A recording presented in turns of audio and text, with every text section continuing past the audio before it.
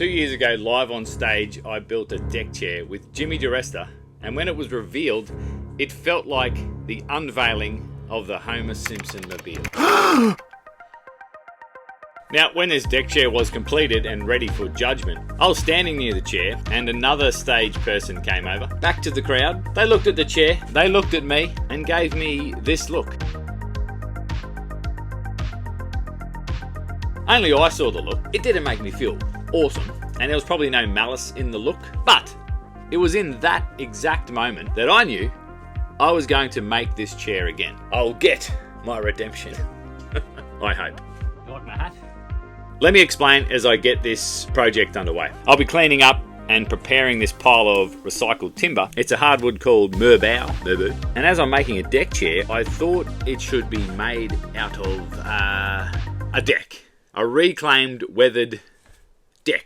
Now, because I only have decking material, I'll have to work within the limitations of the decking material, like I would with pallet wood. Some parts will be limited by the width of the board, others I will joint a few boards together, and the rest I'll laminate the deck face to face to build up the chunkiness I need for the look that I want. Now, you have seen the Adirondack deck chair we made at Wood Dust. Let's call it the shanka from now on. Partly because I find it hard to say Adirondack deck chair. I feel like there's an unnecessary syllable in there somewhere. And from here forward, I'll refer to my new chair as the deck chair. Let me show you my ambitious little SketchUp plan. As you know, I've been learning SketchUp, so we can see what I'm working towards, which is chunkiness. A chunky looking deck chair. First, let me take you back 4 days from the chair reveal. Matt Black and I arrive at TimberCon full of nerves and excitement. We were to be teamed up with Jimmy DiResta, and we would be known as Jimmy and the rest of them. Jimmy and the rest of them. The other guys, because I don't think they got a cool name like us. April and the rest of them? Was led by April Wilkinson, and she was teamed up with Patrick Holcomb and Clancy Moore, a couple of very talented Aussies and TimberCon regulars. One of the first people we run into is Phil Schinbein from Gradually Wizardly. I go to shake his hand and he says, "No man," he's Canadian, and he brings me in and we embrace in a massive woodworking man hug. And that broke the ice, calmed the nerves, made me feel good on the inside. And we also met John Madden, the owner of Wood Dust, and Haig, the boss man of TimberCon. We had 2 days to put together a wood shop full of machinery, prepare as much of our competition projects as possible, as well as help set up the Wood Dust arena, where we would make stuff live on stage. We're only a few hours into day one. No sign of Jimmy or April just yet, but we do have none other than Matt Esley to help us. He floats around. We get a few projects underway. He puts on a few demos and he distracts the onlookers while we freak out trying to get everything sorted. It's getting towards lunch on day one. In walks April Wilkinson. She meets her team and suggests why don't we build her deck chair, or Adirondack deck chair. She can simply print off her plans from a website. Bada boom, bada bing. Too easy for them. Matt and I have not even thought about our chair. It is all good. Jimmy will be here any minute.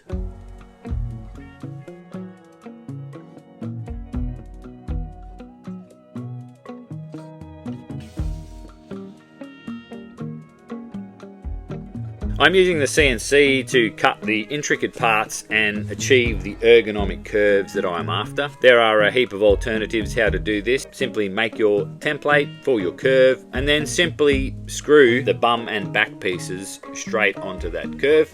Or you could discard the curve completely, knowing that you may just be planning on putting on a seat cushion, and that would be totally fine and comfortable.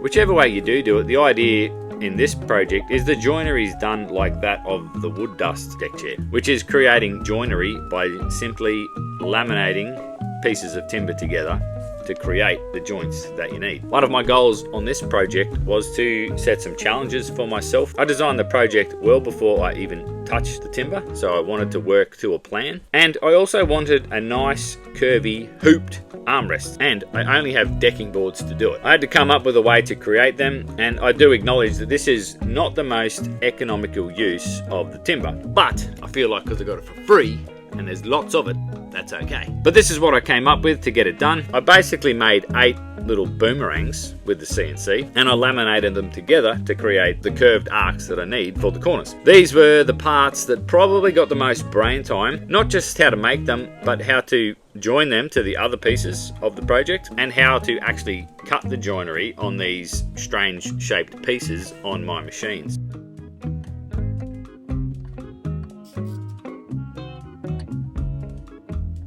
Back at wood dust again. At this point, I'm like, where the is Jimmy?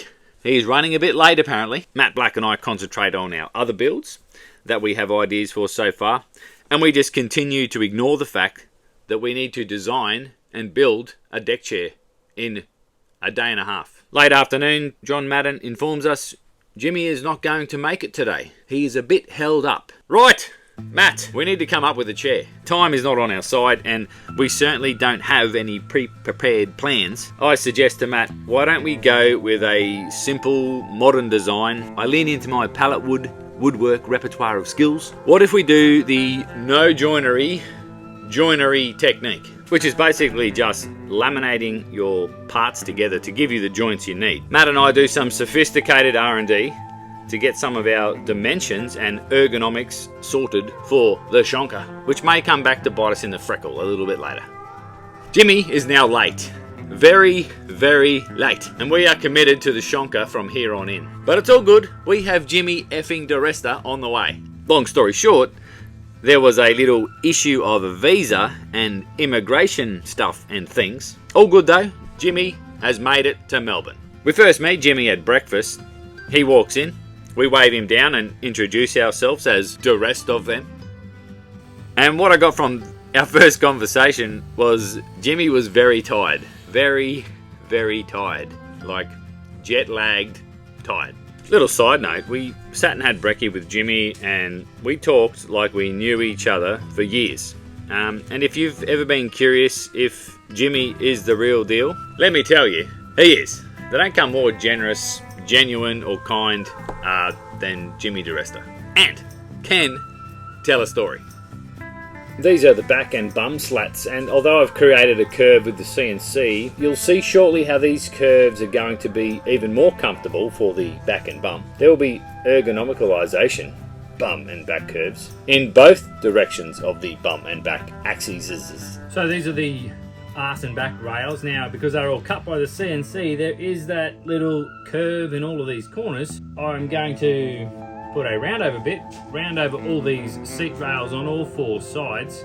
So by the end of it, you should just see a little nice curve in, curve out. Some of these are slightly deeper or shallower than the others, because they all had to be designed individually to follow the curve.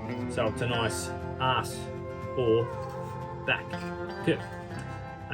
Very exciting stuff, so I'm going to do that. Okay, for the lateral curve, I created a template with the CNC and then whipped up a jig.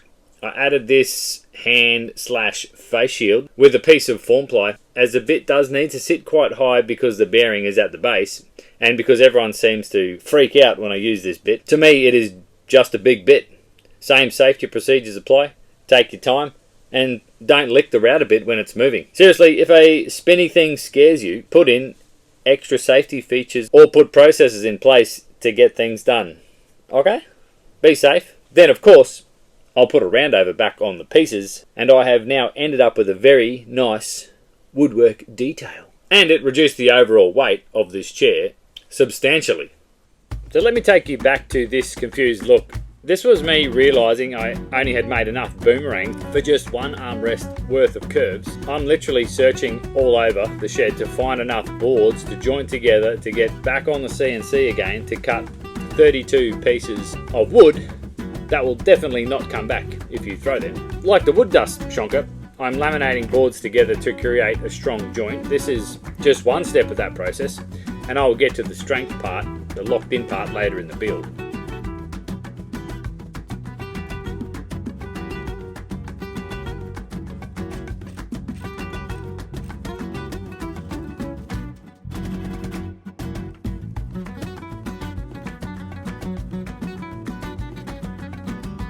Now, because the boomerang pieces were jointed from boards that were cleaned up with the thickness up, they ended up a little thinner than the other armrest chunky pieces. So I'll set the thickness on the table saw and resize all of those parts. It was during this process I noticed my chunky arm pieces were not square on the ends. My table saw was out of whack just a little bit, and squared up pieces is obviously very essential in the next process. And speaking of square, I bought a 4-pack of engineer squares off Amazon for 26 bucks. And I've got to say, 3 out of 4 ain't bad.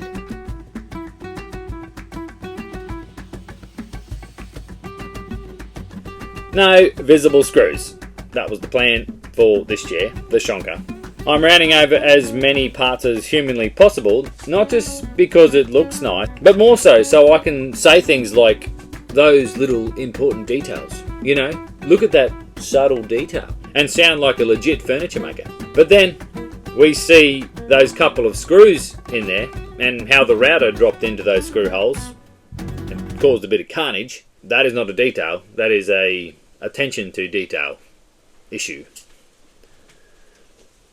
Right, look at me with no hat on, a rare sighting, and yes, I know I am bald. I have been that way for quite some time. Now, instead of diving towards the keyboard to make some stupid comment about my weird head, how about you first hit that share button and then write something stupid about my bald head, and maybe, just maybe, I'll get a few more views like that Canadian dude with the same haircut as me. With the armrest components squared up, I can bust out the Barber's Paddock woodworking joinery sled. Now, this is the prototype that Anthony made and he kindly sent to me for free. It does a million things, but the secret sauce is the micro adjust wheel and the ability to simply drop a piece of stock into the jig to set a width of cut. It made this entire process so easy and safe, and as unsafe as this sounds, you can literally remove all the joint waste with your eyes closed. Anthony is selling the plans for this jig on his website and they're only 15 bucks. And that is my way to say thank you for the massive amount of post that he's splashed out on for me to get this thing here. And, of course, while you are going to check him out, why don't you sub up to his YouTube channel? He's an amazing dude and an absolute mad scientist woodworking machine. So, all I do now is I drop the same stop block into the jig. That sets the start point. Remove the stop block, move away until it's all cut. And it is so perfect across there.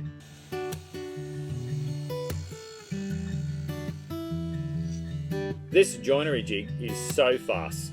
Let's do the maths. Each armrest is made up of 8 components. 2 armrests, that's 16 components, which each have to have mortises cut into the ends. That's 32 mortises. And I smashed out all of those in about 30 minutes, and they are exactly the same. Seriously, it is a beautiful thing.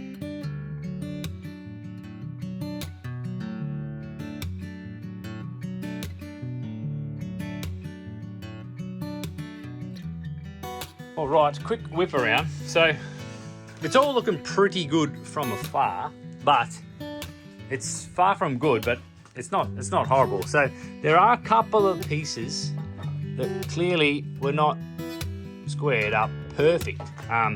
But the band clamp itself, it's bringing everything in probably the best. I think I'm gonna lather this in Titebond, clamp it up as best as possible, and I think it's gonna be cool. What could possibly go wrong? It'll be fine. It'll be fine.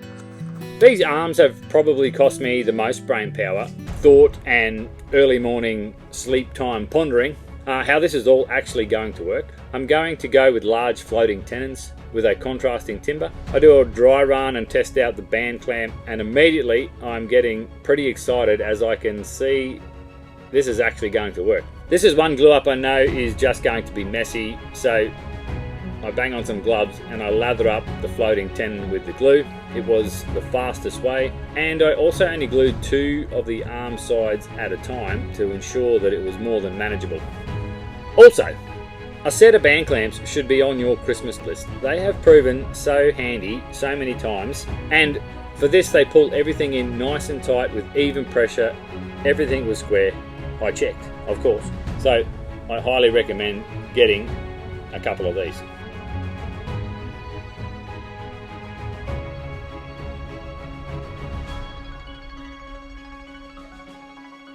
Right, back at Wood Dust again. Let me fast forward to day 4. The final build, the Adirondack deck chair. The shanka. I want to point out a few flaws of the shanka. Firstly, the ergonomics. Despite the extensive R&D that Matt and I did, and although the chair is on an incline, the angle from the arse to the back is exactly 90 degrees. That's not ideal. Plus, the seat back is completely flat and the seat bum completely flat. Not ideal. We also ran out of material. No more lumber timber wood, not ideal. And the chair didn't actually end up with the one modern feature was the hooped armrests. One of the final steps was to attach the armrest to the uprights, and I'm asking Jimmy, what should we do? At this point, he was almost a walking zombie eating pizza live on stage. Jimmy said, just whack in a few screws, and I'm like, no, we can't do that. This is Wood Dust, live on stage. Isn't that a little bit dodgy? We must do very cool woodworky things. No. Just wait, Jimmy. Where the hell has Matt Black disappeared to? He better not leave me to reveal this on my own. He's probably off sweet talking the Festool bros, I'm sure of it. Okay, what about Matt Esley? Surely he can do the world's fastest dovetail or something fancy, so we can polish this turd. But Matt Esley has already attached himself to the other guys. Probably knows he should best be on that side of the stage for this one. Next minute, Jimmy whips out the impact driver. Bop, bop, bop. And in goes the first screw. Jimmy, can I at least go and grab a square so we can align those screws nicely, please? And we lolled, and Jimmy went back to eating his pizza and entertaining the crowd and answering all sorts of random questions, which was cool. Where the bloody hell is Matt Black? He has done a runner on me. And it is time for the big reveal. The judges take their turn, sitting in each chair. Where the is Matt Black? Now there's a couple of jokes about the ergonomics of the chair, but of note, it was easy to get out of with the big arms. Anyway, the judges are about to deliberate, and out to the stage runs Matt Black. And he quickly adds these two little accessories to the chair. One was a drink holder, and the other a nifty little phone holder. I cheered, the judges cheered, Jimmy cheered, and the crowd cheered. And the focus was well and truly now off the shanka itself. For me, it was the moment of the show. And it was also in that moment that I realised that the chair itself was not really important.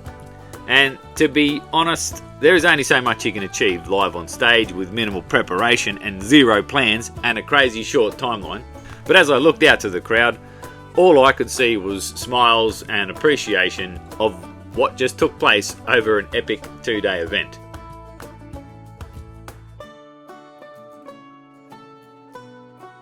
So while I've just been telling you about the shanka reveal moment, I have been doing and enjoying a little hand tool action as I fit the seat and back rails into the armrests. And these are the other parts that are now providing that interlocking support with the other seat back components. So the no joinery that I have been banging on about. And again, because it was quiet time woodworking, I decided to get all those parts glued up as well, feeling pretty stoked with myself.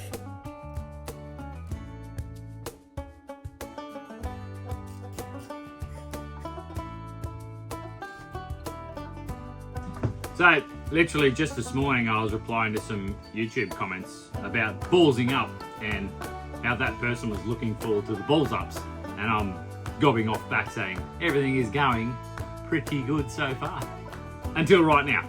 So, this morning I came out here super early and I'm doing all those nice, quiet jobs. Hand tools, glue ups, you know the stuff. That you can just sneak out here and do before you want to fire everything up.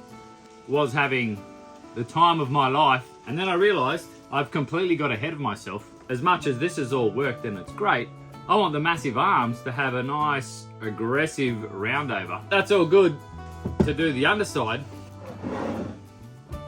but I've now got my bum holders on, so I'm hoping that I can crank up the router table, get a couple of support slats that match the thickness, and then hopefully I can make my way around to get the inside edge rounded over. If the fluff is playing, then you know I'm having a win. The balls ups are not for video. I would just like this to go smoothly. Right, quick shout out for another Aussie maker who was the inspiration for all of these huge roundovers. It's ToddMade. He has a channel and he makes really nice stuff. There is a link below to his channel if you want to go and check him out. The shanka. Now, okay, that is a little bit harsh. It wasn't really a shanka at all, in my opinion. It was just an iteration, an early version. It was lessons learned, and it was simply some amazing memories had by all. And I can tell you, I speak for Matt Black and myself on this one. It was an amazing opportunity, and we were completely humbled to be chosen in the first place to take part in the wood dust event. It was also the ultimate reminder what woodwork and making is all about. It was having a go, trying new things, breaking out of your comfort zone, and just getting started when your team captain is getting frisked by airport immigration. But most importantly, it is about having fun and doing things for yourself and not worrying about what other people think. Now, I cannot remember who won that chair, but I do remember saying, mate, if nothing else, you have a nice stockpile of Victorian ash in that deck chair. Please do not be shy in deconstructing it and making something completely of your own design. The best part of going to an event like Wood Dust is actually catching up with or meeting people for the first time that you have got to know over the internet only. One such memorable character, which we've already met, is Phil Schinbein. And Phil has a very important thing to say. Go get a finger up your bum. What did he say? It was not long after Wood Dust that Phil was diagnosed with bowel cancer, and he has been quite open and public about what he is going through because he wants to spread the word, so maybe that you can avoid going through it too. Phil has had all the chemos, he's lost all the beards and hair, he grew the beautiful beard back, but he is now going through round 2 of treatment, so sadly the beard is slowly going again. But Phil has got this.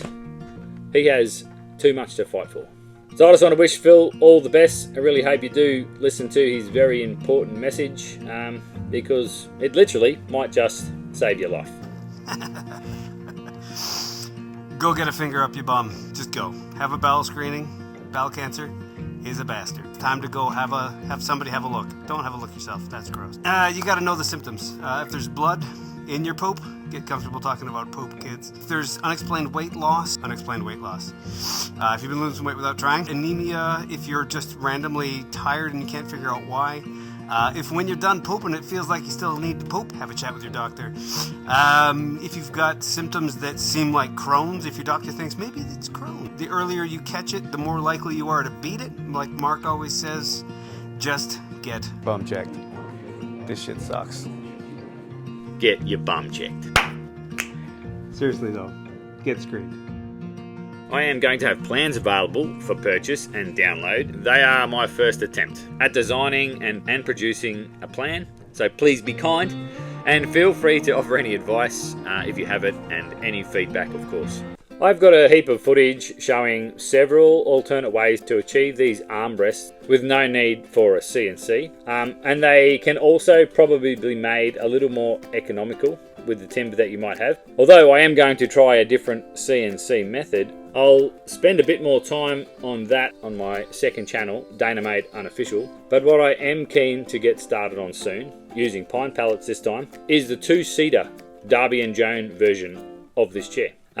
My grandparents had a Darby and Joan, and so did my parents, and I have a lot of very fond memories growing up, chatting, hanging around these chairs. So I think I need one in my backyard. And when I've got that one sorted, I am very keen to build the double-decker version. And I lolled. to myself.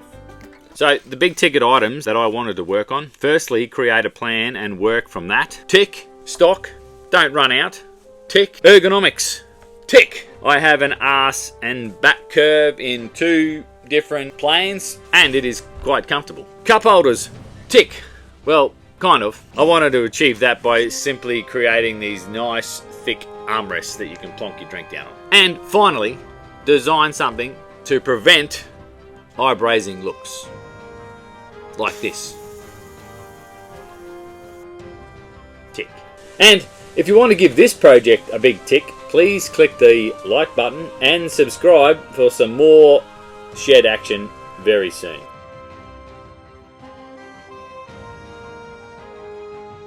Alrighty, thank you very much for watching, and very special thanks to all my members who send me $1.50 every month. It's really kind and much appreciated. Get your bum checked. Okay, catch you later.